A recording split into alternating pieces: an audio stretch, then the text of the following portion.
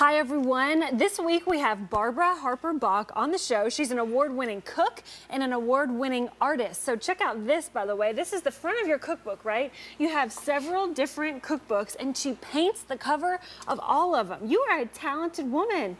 Well, in your retirement, you have time again to do things that you've always wanted to do, your bucket list, so to speak. Well, but you're really good at it, though. I mean, sometimes we try to decorate and we're not very good at it, but you paint and you're fabulous at it, and you're an award-winning cook.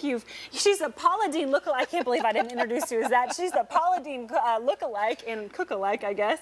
You make a lot of Southern dishes. You have made your pizza sauce on the show before. You remember from a couple of months ago. You're fabulous at it. Oh, thank you, Courtney. Yes. Thank you. I love doing it. Well, and I can tell it makes you smile. And she also cans her own tomatoes, pickles, you said jams, jellies. Jams, jellies, pickles, relishes, anything with a high acid where you can water bath can. And I'm thinking with the economy like it is that maybe I can teach people to do this in an easy way and kind of take the fear away from them on canning. And so I've done the thanking the ping, which is thanking the ping that the top makes when your processed jars can correctly. A canning clinic. I've done a series of clinic type of books to teach people how to do things that I think they can learn to do in an easy way. And right now I'm using just a jar, a can of IGA tomatoes.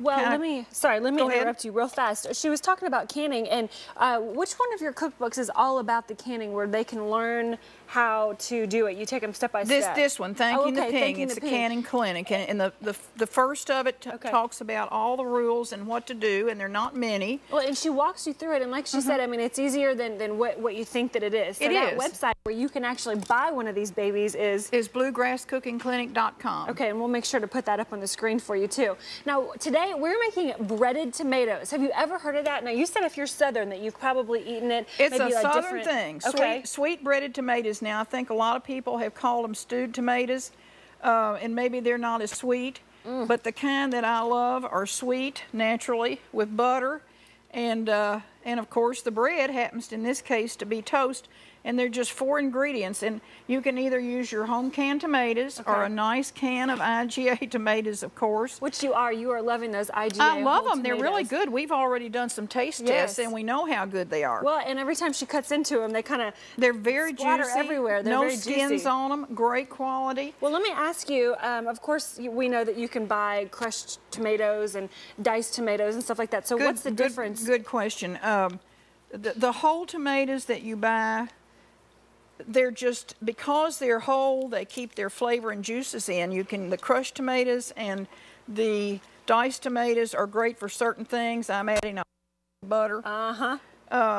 Paula taught me that. No, she taught you well, right? I'm 10 years older than Paula, so I've probably been cooking 10 years more, but she's a great friend and a great cook.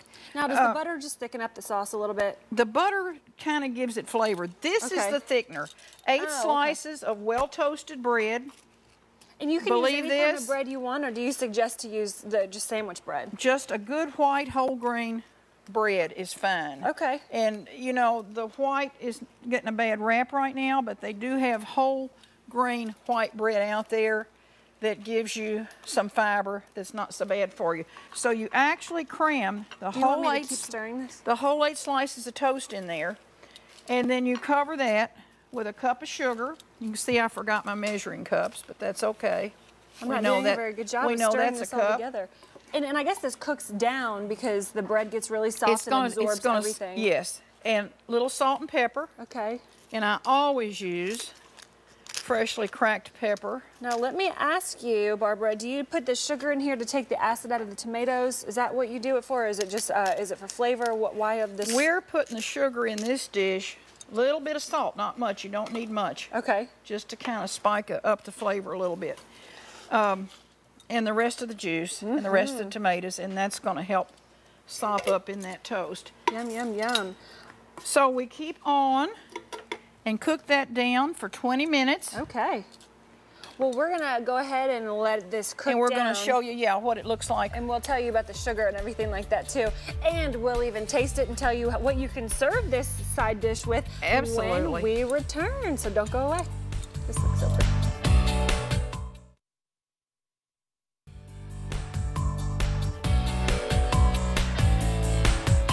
we're back with Barbara, the Paula Deen lookalike. We've just kind of let this sit here for a few minutes now. Normally, how long does it take, did you say? This takes about 20 minutes, Courtney, and it macerates and percolates and combobulates the toast with all those wonderful tomato juices, and that's it. It's just it's the taste of the tomato, the acid in the tomato, the sugar in the toast, and here's the finished side dish that is really delicious next to meatloaf and mashed potatoes. Okay, I was going to ask you about that. Now, is that what you normally serve this with? I normally serve it with meatloaf. You don't even need meatloaf sauce. If you've got this, there's your sauce. I mean, you could just eat this by itself. Yeah. It is so and on a vegetable plate, it's fantastic.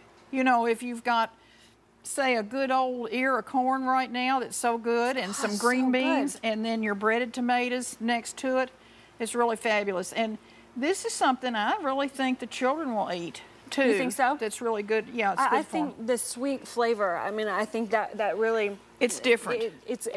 And I think it's pretty, and oh my gosh, I am a fan of this. So it's like stewed tomatoes, bread, sugar, a little bit of salt and pepper, right? And that's it. And that's it. Just a few ingredients, and then you have a really good side dish. And I bet if you make this for company, if they don't already know what it is, it'll be a hit, and people will be dying for that recipe. Is that true when you serve this for company? That's true. And another little perk is, if in fact you want to really kick it up a notch, yes, and use a can of your home can, a jar of your home canned tomatoes, yeah, it's just absolutely over the top. And not that it isn't good this way, because not everybody's going to want to learn to can. But I might point out that all of my recipes in the back of the book, you can swap out the home canned tomatoes or the home canned anything in the recipes, of course, with something you buy at the market. Okay. Well, and you know, IGA really likes homegrown produce, and so I think it's great that we had you on the show specifically. Oh, I'm so because glad. You grow your own tomatoes and everything, and then you can it too. And by the way, her pickles are to die for as well. Oh, now you do it. Garlic pickles, right? Can we talk about those for just a second? These are, I'd grow the dill in my garden. And I don't know if you can see the big head of dill in there or not. I can see the big head of garlic. And the garlic, I used to grow the garlic too, till the cat started using that garden. Pretty sure I've already had one of those And I quit growing today. garlic. And then I do go to farmer's market, or to sometimes IGA or Kroger's will have the pickling cucumbers. Yeah.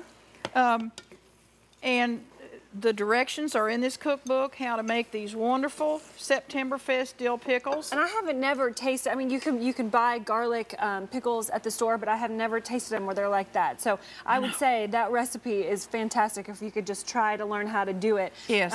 It is amazing. Well, again, your website, one more time, Barbara.